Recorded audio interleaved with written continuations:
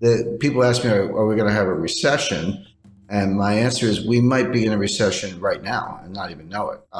We could be facing a global recession, including China, but just focusing on the U.S. Because that's the Fed's sort of territory. So Powell saying, the economy is great is nonsense. What he said, by the end of the year, we could be looking at 4.2% unemployment, 3.5 to 4% interest rates, and, kind of 2.7% inflation. Like, wait a second, inflation is 8.6 today. How do you get to, 2.7, number one? And then what about rising unemployment and higher interest rates? How do you reconcile those things? He said all three of those things. But what state of the world could make those things come true? There's only one, which is a recession. A recession would do it. A recession will raise unemployment. Higher interest rates will cause the recession. And the recession will cause inflation to go down. So in effect, Powell was saying we're going to have a recession. Inflation, prices go up, so we understand that, or maybe put differently, the value of your money goes down. You don't get as much for your money, same thing. But inflation, broadly speaking, has two causes. One is called, not to get too technical, but it's called cost push. This comes from the supply side. So there's a shortage of oil, and we've got a financial and economic war going on between Russia and the United States. The U.S. really started, but U.S., EU, Canada, Australia, Japan versus Russia. That's obviously disrupting supply chain, cutting down energy supply, causing the price of oil to go up, et cetera. So that's coming from the supply side. And you're exactly right. The Fed can't drill for oil. The Fed can't plant wheat. The Fed can't make semiconductors. So they can't do anything about this. And the supply chains are breaking down. They were breaking down before the war in Ukraine, but Ukraine has made it worse. The other source of inflation is called demand pull. And this is when individuals, you, me, and all of our viewers and, everyday Canadians and Americans worry about inflation. We say, well, I'm just thinking about buying a refrigerator. Better buy it now before the price goes up, or the car, house, or whatever it might be. They're different, but they affect each other. When the cost push inflation from the supply side has enough effect, there's a tipping point or critical threshold in psychology. We say, maybe it is out of control. I better go buy some stuff. Then the velocity of money goes up, and then you get inflation. So the Fed can't do anything about cost push. They can't do anything about the price of oil, and you're right about that. But they're looking at the demand side, saying, hey, if this supply thing goes on long enough, eventually the psychology will change, and we'll get demand pull and behavioral, and that is really hard to change. So what they're trying to do, they know they can't change the supply side, but they're trying to squash the demand side before it gets out of control. Now, the question, of course, is can they do it? The answer is they can do it, but at what cost? So a general rule of thumb, this is really simple. You have to forget about nominal interest rates. Nominal interest rates are the rates you see on your screen, you hear about in the headlines and all that. Real interest rates are nominal interest rates minus inflation. Take the inflation out and see what's left. Well, right now, real interest rates are about 2%, actually 1.75% under the Fed's policy rate. Inflation's 8.6%. So, just round numbers, 1.5 minus 8.5, that makes the inflation rate -7. That's nowhere near. It's got to be +2.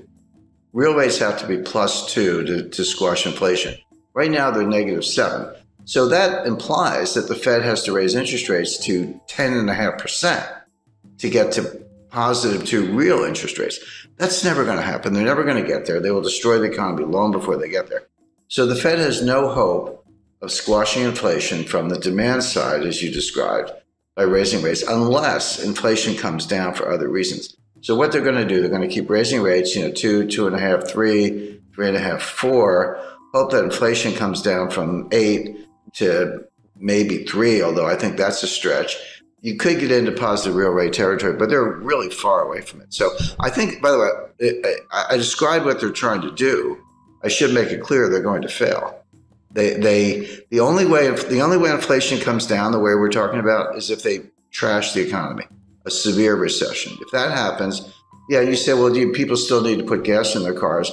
Well, you're right, but not if they're unemployed, because they're not going to work. There's a lot here that's just for show. It sounds good on TV, but there's a lot less here than meets the eye. But the point is, this is not over anytime soon. And even if it were, when you break supply chains, you can't just put them back together. It's like breaking a vase. in 1,000 pieces. And you got to go buy a new vase. It's going to take years to undo this damage. So I spoke to the individual who was probably the single individual most responsible for building the modern supply chain. It was 30 years from 1989 to 2019. It was head of one of the largest companies in the world, and this is what they did, among other things. And he said, Jim, you have to understand, it took us 30 years to build it. It took us 3 years to blow it up. It's not going to come back in a year. This is going to take 5, 10, 15 years to build a new one. So it's what I call supply chain 2.0. Well, buying a refrigerator is a good idea. Buying a freezer might be a better idea. We're looking for food shortages by the fall. Now, when I say food shortages, in Africa and Middle East, this will mean mass starvation. You may see the greatest humanitarian crisis in history because they literally can't get the food. Everyone's like, well, gee, you can't get Ukrainian wheat. What's the big deal? Buy it from somewhere else. There is nowhere else. Canada and the United States grow an enormous amount of wheat, but we use most of it internally, and we feed, because it's not for humans, by the way, we feed our animals. This is how you feed cows, pigs. This is how you get beef and pork. This is an example of the supply chain, how it filters all the way through. So you would expect higher prices to persist. You would expect food shortages. Buying a freezer is not a bad idea. The future supply chain is going to be, it goes by different names. Janet Yellen calls it friendshoring. Macron calls it constellation. I call it a college of nations, but basically we'll have supply chains and trade, but it'll be sort of members only. So US, Canada, Australia, Europe, others, Japan, will be invited to join, but not China. Russia is going to be in the waiting room for a while. We should be better allies with Russia, but the Democrats in the United States have pretty much made that impossible, at least for the short run. And then there'll be other countries that are kind of neutral in that scheme, Brazil, India, and others. But the point is, you'll still have trade and you'll have supply chains, but it'll be kind of friendly countries, members only, and exclude China. So that decoupling is going to go ahead. The Chinese seem to be not only fine with it, but they're actually leading the way.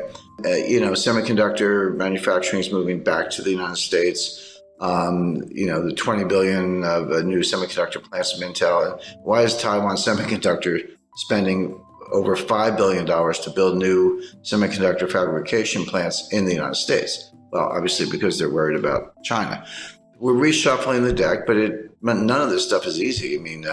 Semiconductor plants take 5 years to build. A new refinery, forget it. That's like 7 to 10 years. We haven't had one in the United States since 1977. So it's going to take a while to do all this.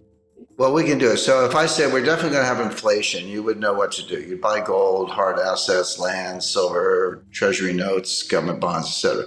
If I said we're definitely going to have deflation, you would also know what to do. You would reduce leverage. You would have more cash, and there are other assets you could go into. The problem is we could have both. There's no question we have inflation right now. It's front and center.